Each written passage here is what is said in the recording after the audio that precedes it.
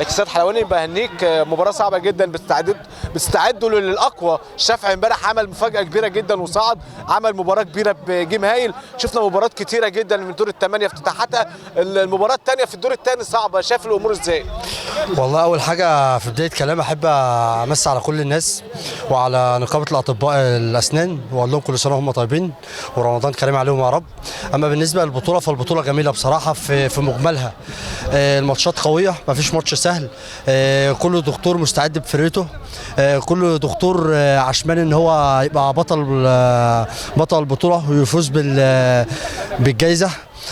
بجانب كل ده يكفي علاقة الحب والود اللي بتحصل في البطولة ما بين الدكاترة وما بين الأشخاص الجدد اللي بيتقابلوا.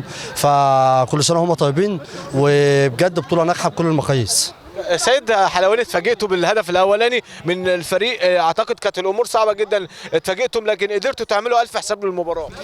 والله طبعا احنا الفرقه مش عارفينها، فكان في البدايه ما كناش مدركين نقط الخطوره عندهم فين، فقدروا هم يحرزوا الهدف الاول. بس احنا الحمد لله قدرنا نتماسك ونرجع بالماتش بسرعه، والحمد لله ربنا كلل تعبنا ومجهودنا بالفوز. تفاجئونا بالبطوله باذن الله، مفيش حاجه بعيد عن ربنا باذن الله.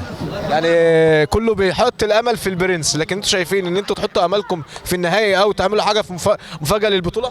والله هو بيبقى ماتش بس يبقى له احتياطاته واحتراساته. فرقه البرنس طبعا كله بيشكر فيها، وهم اخواتنا الكبار ولاعيبه كبيره، بس ما فيش حاجه غريبه في الكوره. يعني الكوره اصلا كوره اسمها معجزات، فاللي بيتعب ويجتهد فربنا بيكلل تعبه ده.